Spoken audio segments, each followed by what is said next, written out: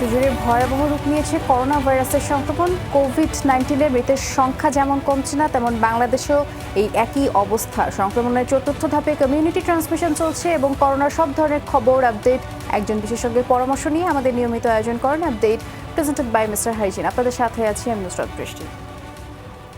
গত 24 ঘন্টায় দেশে আরও 2635 জনের করোনা শনাক্ত হয়েছে, মারা গেছেন 35 জন, আর এ নিয়ে মৃতের সংখ্যা 846।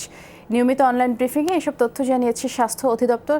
দেশে মোট করোনা সংক্রমণ 63,026-এ দাঁড়িয়েছে। 24 ঘন্টায় নমুনা পরীক্ষা হয়েছে 12,486 জনের।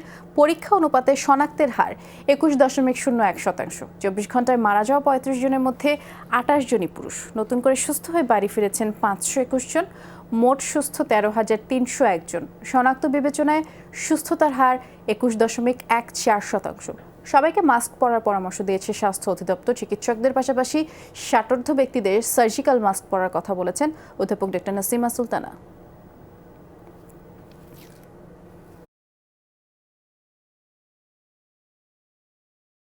চব্বিশ ঘন্টায় নতুন করে শনাক্ত হয়েছে 2,635 জন। মৃত্যুবরণ করেছেন 35 জন। এ পর্যন্ত মৃত্যুবরণ করলেন 846 জন। পুষ্টিকর খাদ্য গ্রহণ করুন, ভিটামিন সি সমৃদ্ধ খাবার, জিঙ্ক সমৃদ্ধ খাবার, টাটকা শাকসবজি এবং প্রোটিন খাদ্য তালিকার মধ্যে রাখুন। করোনা পরীক্ষা করতে গিয়ে বেশিরভাগ জায়গায় শারীরিক দূরত্বের বিষয়টি মানা হচ্ছে না, যার ফলে পরীক্ষা করাতে এসে করোনা ছড়িয়ে পড়ার শঙ্কা তৈরি হয়েছে।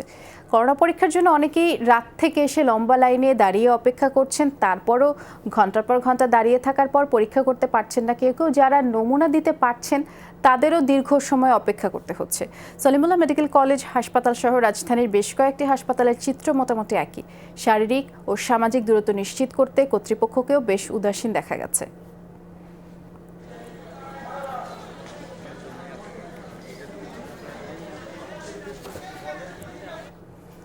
করোনা নিয়ে ভয় আর দুশ্চিন্তায় চট্টগ্রামে মানসিক সমস্যা দেখা দিচ্ছে অনেকের।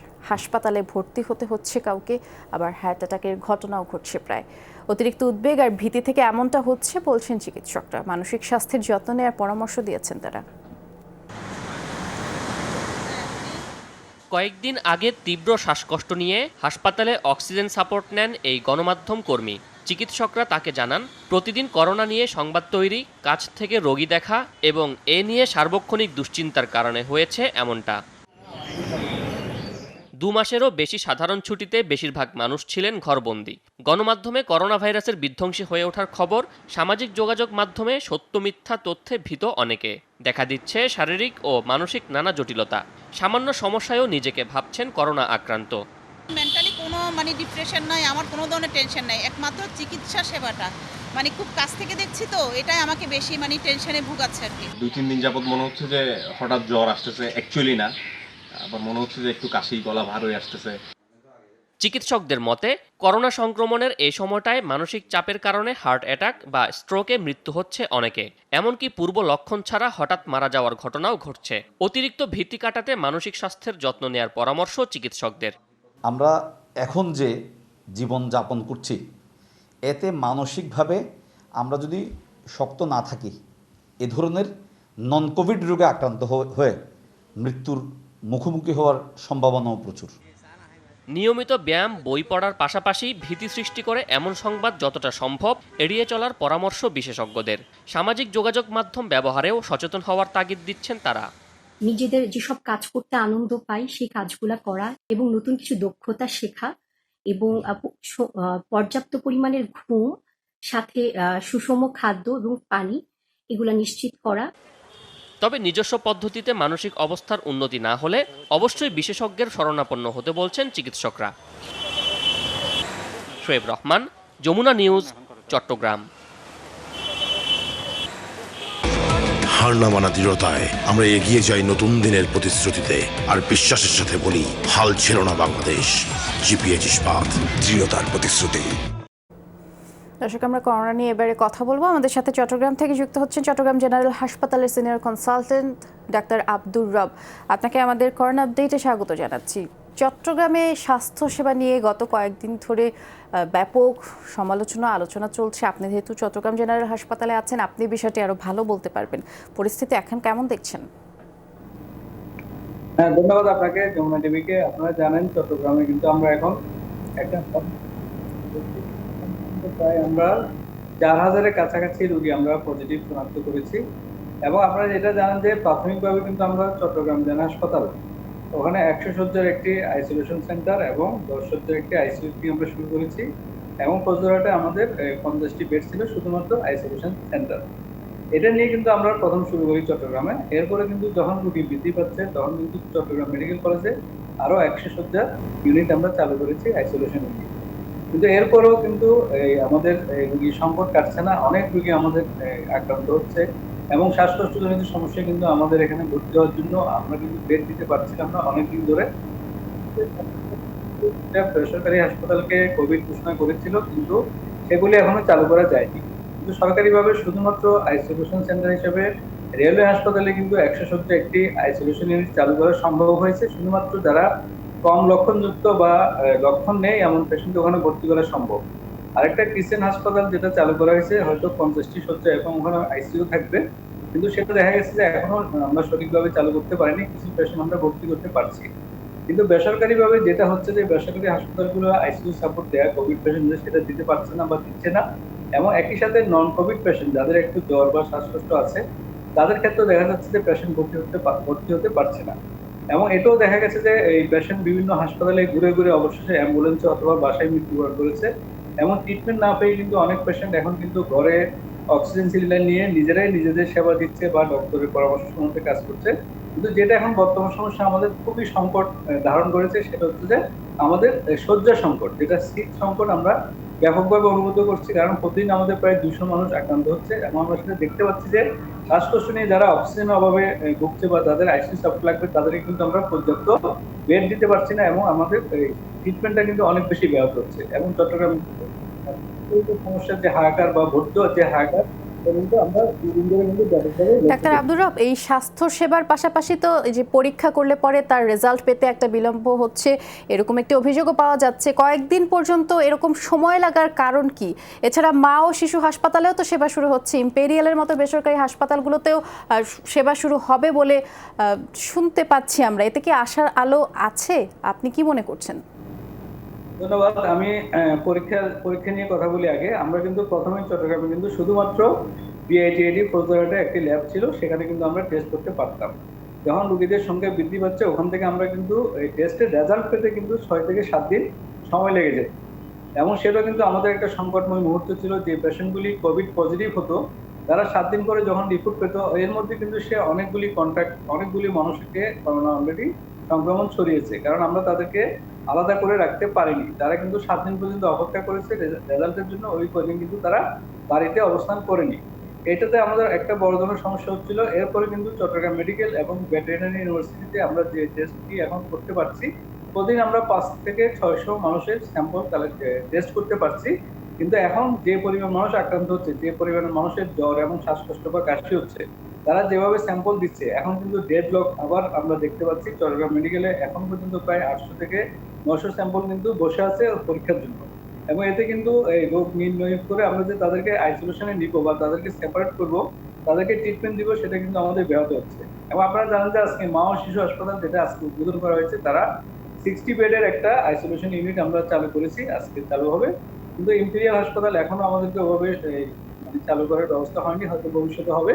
কিন্তু আমরা চট্টগ্রামে এখন যে পরিমাণ পেশেন্ট পাচ্ছি আমরা কিন্তু অতি দ্রুত আমাদের আইসিইউ সাপোর্টটা কিন্তু আসলে অনেক কম। হয়তো আইসোলেশন যে বেডগুলি সেগুলো আমরা অনেক জায়গায় পাচ্ছি, কিন্তু আইসিইউ এখন পর্যন্ত আমরা 10টা যে জেলা হাসপাতালে সেটা নিয়ে কিন্তু আমরা খুব সংকটের মধ্যে দিয়ে চলছি। প্রতিদিন কিন্তু অনেক পেশেন্টের আইসিইউ সাপোর্ট দরকার।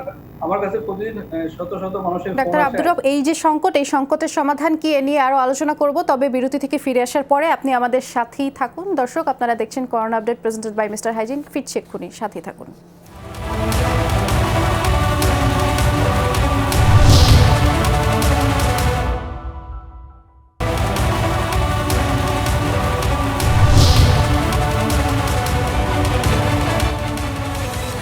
আবারও আমন্ত্রণ, আপনারা দেখছেন corona update presented by Mister Hygiene. অনলাইনে ফ্রিজ অর্ডার করলেই পাচ্ছেন 10% ডিসকাউন্ট। Walton smart fridge.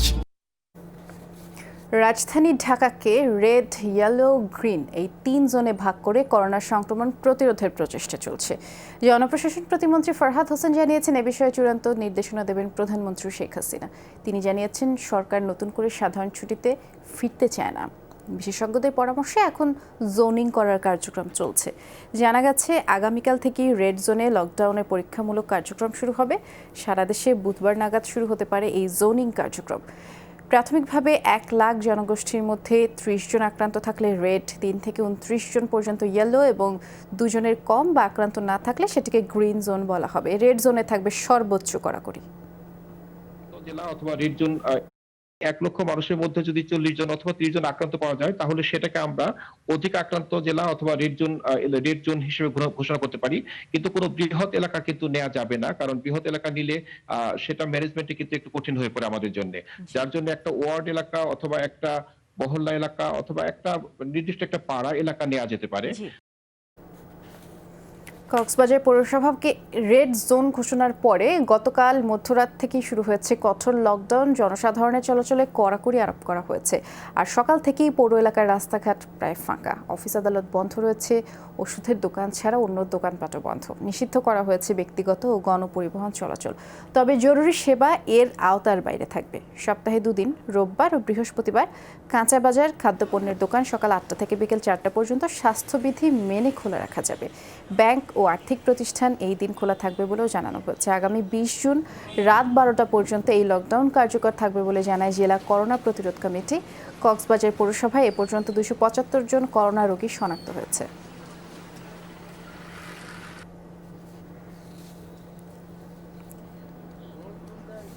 আগামী 2 সপ্তাহ এখানে যে সীমিত আকারে যেসব চলাচলগুলো ইমার্জেন্সি যেগুলো প্রয়োজন সেগুলো শুধু থাকবে, অন্য সব বন্ধ থাকবে, যাতে সংক্রমণের হারটা কমে আসে। আমরা সেই ব্যবস্থা নিয়েছি। দর্শক, আমরা আবার আলোচনায় ফিরতে চাই। চট্টগ্রাম জেনারেল হাসপাতালের সিনিয়র কনসালটেন্ট ডাক্তার আব্দুর রব আমাদের সাথে যুক্ত আছেন। আপনি তো জানেন, এরই মধ্যেই বিভিন্ন এলাকা লকডাউনের প্রক্রিয়া শুরু হয়েছে। কক্সবাজারেও হয়েছে গতকাল থেকেই, আর আগামীকাল থেকে ঢাকায়ও এটি প্রক্রিয়া শুরু হবে। বুধবার থেকে সমস্ত বাংলাদেশে পর্যায়ক্রমে জোন ভিত্তিক লকডাউন শুরু হবে। চট্টগ্রামের বেলায় কি হতে পারে? কারণ চট্টগ্রামে তো প্রচন্ড করোনা রোগী দিনকে দিন বাড়ছে, কি মনে করছেন? ধন্যবাদ আপনাকে। চট্টগ্রাম কিন্তু ঢাকার এখানে এটা আমরা যেটা দেখতে পাচ্ছি, যদি আমরা লকডাউন করতে যাই, আসলে যেভাবে রেড জোন, গ্রিন জোন বা ইয়েলো জোন করে লকডাউন করতে হয়, সেটা কিন্তু আসলে খুব একটা বেশি ইফেক্টিভ হবে না আমার মতে।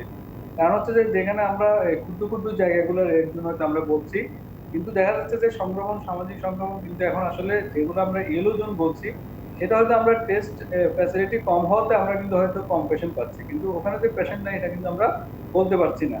এবং গ্রিন জোন যেটা আপনারা বলছেন যে কোনো পেশেন্ট নাই বা কম পেশেন্ট, সেক্ষেত্রে কিন্তু আমরা দেখতে পাচ্ছি যে ওখানেও কিন্তু পেশেন্ট থাকতে পারে এবং অনেক লক্ষণবিহীন পেশেন্ট, যেটা আমরা অ্যাসিম্পটোমেটিক পেশেন্ট বলি, সেটাও কিন্তু প্রচুর পরিমাণে আমাদের এখানে আছে। তো সেক্ষেত্রে কিন্তু আমরা এই লকডাউন যেটা এই এককভাবে যদি আমরা পূর্ণ শহর মানে পুরো শহরকে যদি একসাথে না করতে পারি, তাহলে এটা কিন্তু আমার মতে খুব বেশি ইফেক্টিভ হবে না। এবং আমরা যদি চাই যে সামাজিক সংক্রমণটা আমরা এখনই বন্ধ করতে চাই, তাহলে অন্তত যদি আমরা 2 সপ্তাহের জন্য টোটাল সিটি, আমরা যদি চিটাগং সিটিকে টোটালি লকডাউন করে দিতে পারি, তাহলে কিন্তু আমাদের সংক্রমণটা আমরা অবশ্যই আমরা নিয়ন্ত্রণ করতে পারবো এবং ভবিষ্যতে কিন্তু সংক্রমণ অনেক কমে যাবে বলে আমি আশা করছি। অর্থাৎ আপনি পুরোপুরি লকডাউনের কথা বলছেন, যদিও সরকার এই মুহূর্তে এরকম ভাবছে না। অনেক ধন্যবাদ ডাক্তার আব্দুর রব, আপনি আমাদের সাথে যোগ দিয়েছেন, সময় দিয়েছেন। ভালো থাকবেন আপনি। করোনা পরীক্ষার পরিধি বেড়েছে, তবে নতুন যুক্ত হওয়া বেশিরভাগই বেসরকারি পর্যায়ে। সরকারি প্রতিষ্ঠানে লোকবলের অজুহাতে ব্যবহৃত হচ্ছে না যা আছে সক্ষমতার অর্ধেকও। তার উপরে ভোগান্তির অন্ত নেই। স্বাস্থ্যবিধি না মানা, 2 দিন 3 দিনেও রেজাল্ট না পাওয়া, ঘন্টার পর ঘন্টা দাঁড়িয়ে থাকার পরও পরীক্ষা করতে পারছেন না কেউ কেউ। স্বাস্থ্য অধিদপ্তর বলছে ধীরে ধীরে এই সমস্যা সমাধান করা হচ্ছে, তবে অবহেলা থাকলে অবশ্যই তারা ব্যবস্থা নেবেন।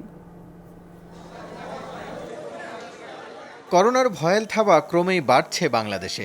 প্রথম শনাক্ত হয় 8 মার্চ। প্রায় 3 মাস পরও উপসর্গ নিয়ে আসা সন্দেহভাজন রোগীদের ভোগান্তির শেষ নেই। দীর্ঘ লাইনের অপেক্ষা, পরীক্ষা দিয়ে ফলাফল না পাওয়া সহ নানান অভিযোগ মানুষের।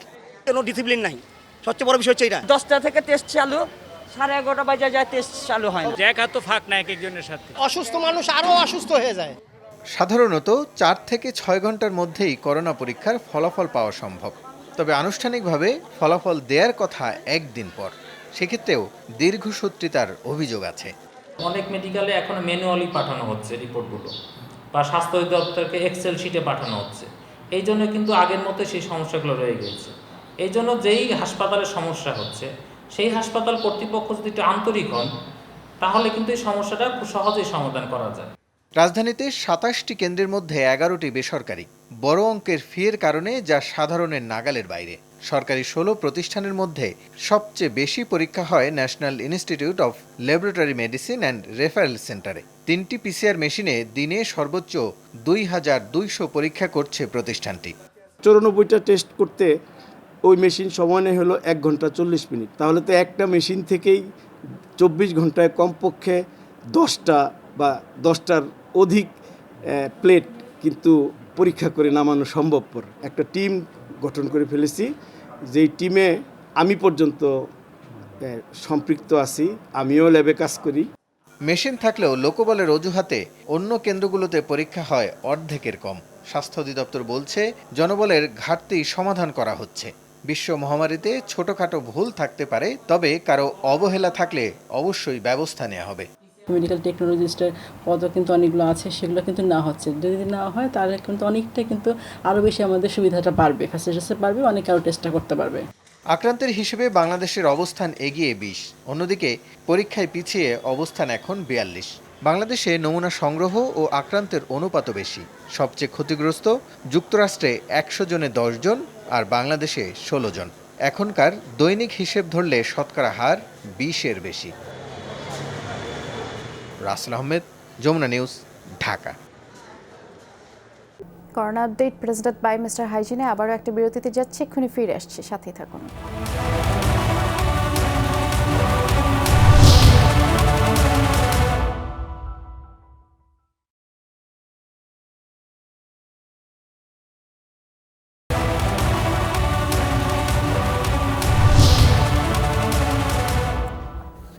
আবার আমন্ত্রণ, আপনারা দেখছেন corona update presented by Mister Hygiene. Awami লীগের প্রেসিডিয়াম সদস্য মোহাম্মদ নাসিমের শারীরিক অবস্থা খুবই সংকটাপন্ন বলে উল্লেখ করেছেন চিকিৎসকরা। আগামী ২৪ ঘন্টা পর্যবেক্ষণের পরই তার চিকিৎসার বিষয়ে পরবর্তী সিদ্ধান্ত নেওয়া হবে বলেও তারা জানিয়েছেন। বিকেলে মোহাম্মদ নাসিমকে পর্যবেক্ষণের পর সংবাদ সম্মেলনে এসব কথা জানান চিকিৎসক বৃন্দ। বর্ষিয়ান এই রাজনীতিবিদের শারীরিক অবস্থা বিবেচনায় দুপুরেই গঠন করা হয় ১৩ সদস্যের মেডিকেল বোর্ড। পর্যবেক্ষণ শেষে চিকিৎসকবৃন্দ জানিয়েছেন বিভিন্ন প্রকারের অসুস্থতায় দীর্ঘদিন ধরেই ভুগছিলেন মোহাম্মদ নাসিম। সবশেষ মস্তিষ্কে রক্তক্ষরণের পরে পরিস্থিতি আরও জটিল হয়। অস্ত্রোপচার সফল হলেও ১৪ দলের মুখপাত্রের অবস্থা শঙ্কাজনক বলেই উল্লেখ করেছেন তারা। ভর্তিকৃত হাসপাতালেই তার আন্তর্জাতিক মানের চিকিৎসা নিশ্চিত করা হচ্ছে বলেও জানানো হয় মেডিকেল বোর্ডের সদস্যদের পক্ষ থেকে। এবং এর আগে সকালে মোহাম্মদ নাসিমের জন্য দেশবাসীর কাছে দোয়া চান তার ছেলে তানফির শাকিল জয়। অত্যন্ত ক্রিটিক্যাল ওনার অবস্থা। এটা এই মুহূর্তে আগামীকালকে কি হবে এটা আমরা বলতে পারবো না, সময়ের সাথে সাথে পরীক্ষা করে সেটা বলা যাবে। এত বেশি রক্তক্ষরণ হয়েছে যে মাথার ভিতরেও বেশ কিছু রক্ত এখনও জমাট বেঁধে আছে, এবং আমাদের এখানকার যারা চিকিৎসক আছেন ওনারা আমাদেরকে জানিয়েছেন যে আগামী ৪৮ ঘন্টা আব্বাকে যদি ওনারা স্থিতিশীল রাখতে পারেন তাহলে হয়তো আব্বার জীবন সংকট কেটে যেতে পারে। গণস্বাস্থ্য কেন্দ্রের প্রতিষ্ঠাতা ডাক্তার জাফরুল্লাহ চৌধুরীর শারীরিক অবস্থার কিছুটা উন্নতি হয়েছে এমন তথ্য নিশ্চিত করেছেন তার ব্যক্তিগত চিকিৎসক। জানানো হয়েছে যখন দরকার কেবল তখনই তাকে অক্সিজেন দেওয়া হচ্ছে। আর গত ২৪ মে গণস্বাস্থ্যের কিট দিয়ে কোভিড পরীক্ষা করানো হলে করোনা পজিটিভ নিশ্চিত হয় ডাক্তার চৌধুরীর। পরে বিএসএমএমইউ এর পিসিআর ল্যাবরেটরিতেও নমুনা পরীক্ষা করান তিনি, সেখানেও একই ফলাফল আসে। এরপরে প্লাজমা থেরাপি নেন তিনি। কিডনির জটিলতার কারণে নিয়মিত ডায়ালাইসিস করাচ্ছেন ডাক্তার জাফরুল্লাহ চৌধুরী। করোনা ভাইরাসে আক্রান্ত হয়ে গণস্বাস্থ্য নগর হাসপাতালেই চিকিৎসাধীন আছেন এই মুক্তিযোদ্ধা। খুলনা মেডিকেল কলেজের পিসিআর মেশিনে একদিনে করোনা পরীক্ষার সর্বোচ্চ ক্ষমতা মাত্র ১৮৮টি, আর সেই পিসিআর ল্যাবে নমুনার স্তূপ জমেছে। সময় মতো পরীক্ষা না হওয়ায় নমুনাগুলোর কার্যকারিতা হারানোর শঙ্কাও দেখা দিয়েছে, এতে করে বাড়ছে সংক্রমণের ঝুঁকিও। খুলনায় করোনা চিকিৎসার সবশেষ অবস্থা নিয়ে আমাদের সহকর্মী কনক রহমানের ৪ পর্বের ধারাবাহিকের আজ দেখুন দ্বিতীয়টি। ছবি তুলেছেন আরেক সহকর্মী আমির সোহেল। খুলনা মেডিকেলের ফ্লু কর্নার, সকাল থেকে দুপুর পর্যন্ত মানুষের ভিড়। দেয়া হচ্ছে টোকেন, তার মাধ্যমে আগন্তুকরা জানতে পারছেন কবে কখন হবে করোনা পরীক্ষা। ঘটনাস্থলে গিয়ে দেখা যায় কোনো কোনো ক্ষেত্রে শুধুমাত্র টোকেন নিতেই সময় লাগছে 4-5 দিন। ফলে করোনা পরীক্ষা করাতে এসে বাড়ছে ভোগান্তি, রয়েছে সংক্রমণের ঝুঁকিও। 5 দিন পর ওই সিরিয়াল পাইছি, তারপরে আসলে সিরিয়ালে ইটি করে টোরে তারপরে আমার দেশে এখান থেকে গেছি প্রায় 2:30টার সময়, বলছে যে আজকে আর হবে না, কালকে আসেন। আজকে আবার এই 10টার পর আসছে, এখনো বসে আছে। প্রসেসিংটা আরো একটু ভালো করা উচিত ছিল, যে মানুষের দূরত্ব বজায় রেখে দাঁড়ানোর যে ব্যাপারটা, খুব কাছাকাছি মানুষজন দাঁড়িয়ে আছে। আগে শুধুমাত্র খুলনা, সাতক্ষীরা ও বাগেরহাটের করোনা রোগীদের পরীক্ষা হতো কলেজের PCR ল্যাবে। সম্প্রতি এসব জেলার সাথে যুক্ত হয়েছে যশোর, ঝিনাইদহ, কুষ্টিয়া সহ আরও কয়েকটি জেলা। ফলে প্রতিনিয়ত করোনা নমুনার স্তূপ জমছে। অনেক সময় করোনা উপসর্গ নিয়ে কেউ মারা গেলে তিনি আক্রান্ত কিনা তা জানতেও সময় লাগছে। স্যাম্পল এত পরিমাণ আসছে যে আমরা 188টা পর্যন্ত রান দিয়েও কিন্তু আমরা কমপ্লিট করতে পারছি না। অলরেডি কিন্তু আমাদের ফ্রিজে নিয়ার 1200 স্যাম্পল অলরেডি জমা হয়ে গেছে। যেটা আজকে কালেকশন করা হয়েছে সেটা একটা দেওয়া, আর যেটা 5 দিন 7 দিন হয়ে যাবে সেটার মানের ভিতরে অবশ্যই ডিফার করবে, তাতে নেগেটিভ পজিটিভ হিসাবে গোলমাল দেখা দিতে পারে। হাসপাতালের পরিচালক জানান, করোনা আতঙ্ক ছড়িয়ে পড়ায় পরীক্ষার সংখ্যা বেড়েই চলেছে। পরীক্ষা হইলে তো আমরা তাদের আইসোলেট করতে পারতেছি, আর পরীক্ষা না হলে তো আমি আইসোলেট করতে পারবো না, এটা আমার জন্য বিপজ্জনক হবে। ডাক্তার মনে করবে যে এর পরীক্ষা দরকার, তো ডাক্তার পরীক্ষা করাবে। যদি এটা আমরা করতে পারতাম তাহলে কিন্তু এই প্রবলেমটা হতো না। চিকিৎসকরা জানান, এই জটিলতা দূর করতে জেলাগুলোকে জোন হিসেবে ভাগ করা যেতে পারে। পরীক্ষা, পরীক্ষা আর পরীক্ষা, এই শব্দটি আমরা সার্বক্ষণিক শুনছি, বলছিও প্রতিনিয়ত। কিন্তু যেই চিত্র এতক্ষণ আমরা দেখলাম, স্বল্প সময়ের মধ্যে তা যদি উত্তরণ করা না যায়, তাহলে পরীক্ষা শব্দটি শুধু কাগজি কলমেই রয়ে যাবে। তাই সরকারির পাশাপাশি বেসরকারি ক্লিনিক ও হাসপাতালকে জনস্বার্থে খুব অল্প সময়ের মধ্যে এগিয়ে আসতে হবে। কনক রহমান, যমুনা নিউজ, খুলনা। করোনা চিকিৎসায় রাজধানীতে আরও একটি বেসরকারি হাসপাতাল যুক্ত হলো। উত্তরায় 300 শয্যার Japan east West medical college হাসপাতালকে আজ কোভিড হাসপাতাল হিসেবেই ঘোষণা করা হয়েছে। দুপুরে স্বাস্থ্য মন্ত্রণালয় থেকে অনলাইনে এর আনুষ্ঠানিক উদ্বোধন করেন স্বাস্থ্যমন্ত্রী জাহিদ মালেক। আগামীকাল থেকেই শুরু হবে রোগী ভর্তির কার্যক্রম। এর মধ্যে হাসপাতালে নিজস্ব PCR ল্যাব স্থাপন করা হয়েছে। জানানো হয়, প্রতিদিন গড়ে 1080টি নমুনা পরীক্ষা করা যাবে এখানে। করোনা ভাইরাসে আক্রান্তদের সর্বোচ্চ সেবা দেওয়া হবে বলেও জানিয়েছেন হাসপাতালের ব্যবস্থাপনা পরিচালক।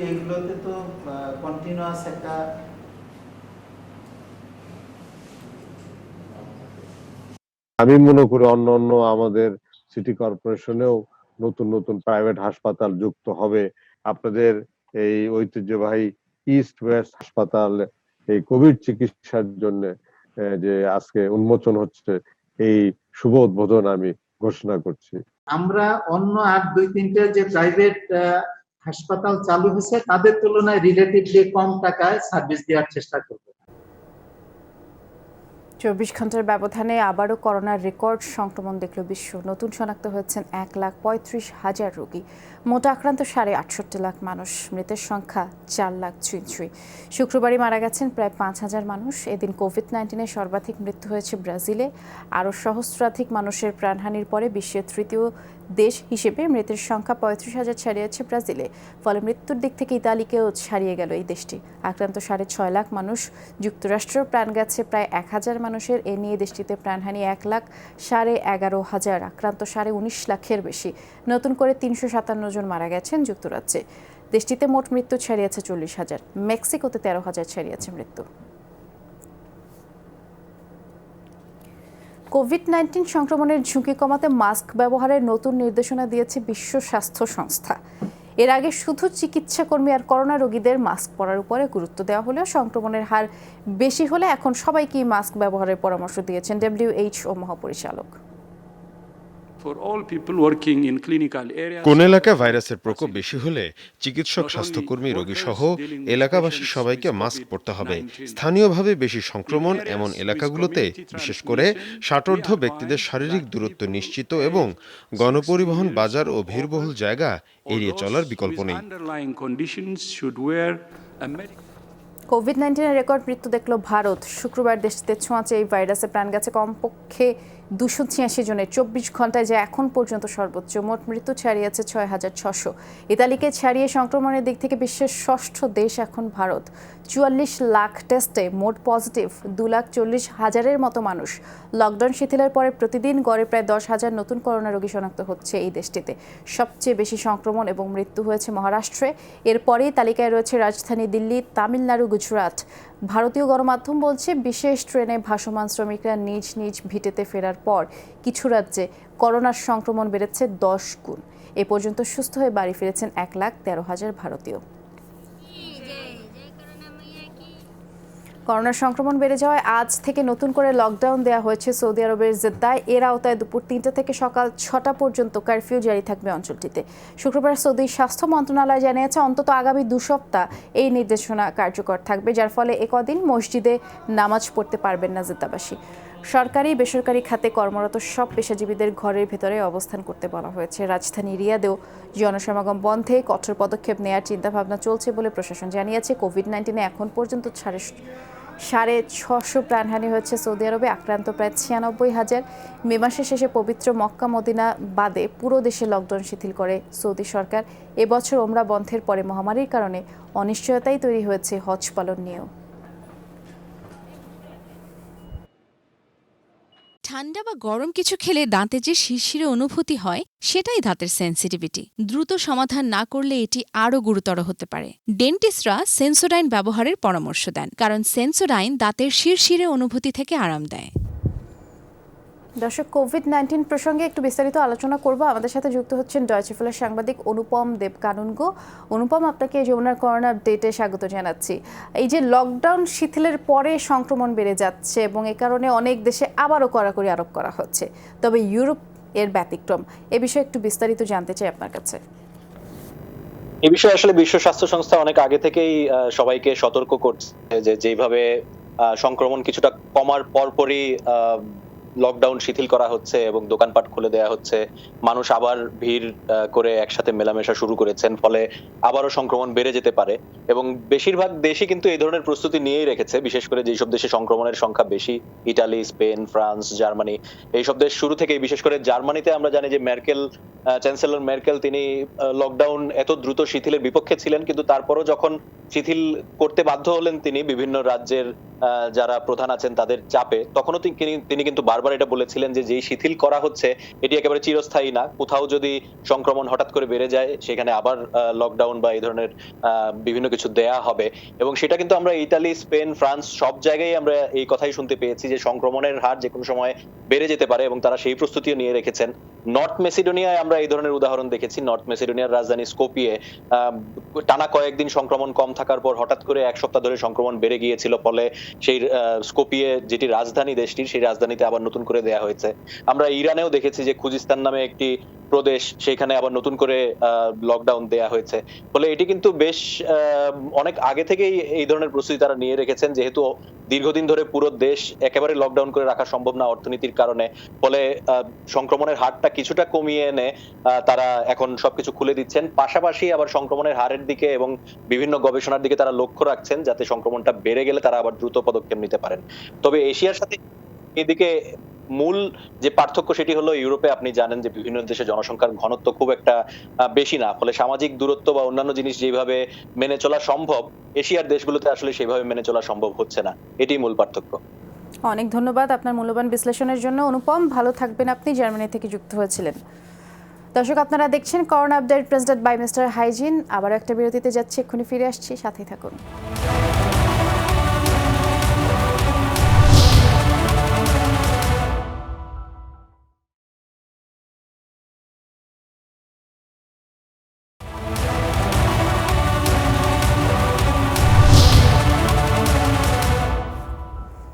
বিরতির পরে আবারও আমন্ত্রণ, আপনারা দেখছেন corona update presented by Mister hygiene.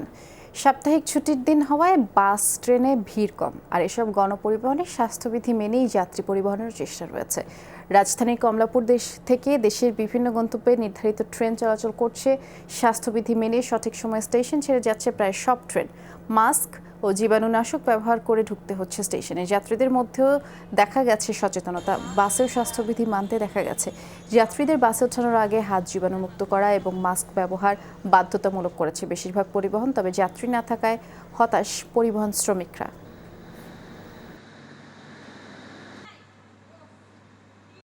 Jatrabari গেলে গাড়ির ভিতরে স্প্রে করা হয়, তারপরে সবসময় পরিষ্কার রাখি। আমাদের কোম্পানি থেকে আমাদের এইগুলো দিচ্ছে। দূরত্ব বজায় রাখা হচ্ছে, প্রতি সিটে একজন করে মানুষ আছে, আর এমনিতে ওঠার সময় স্প্রে করা হচ্ছে।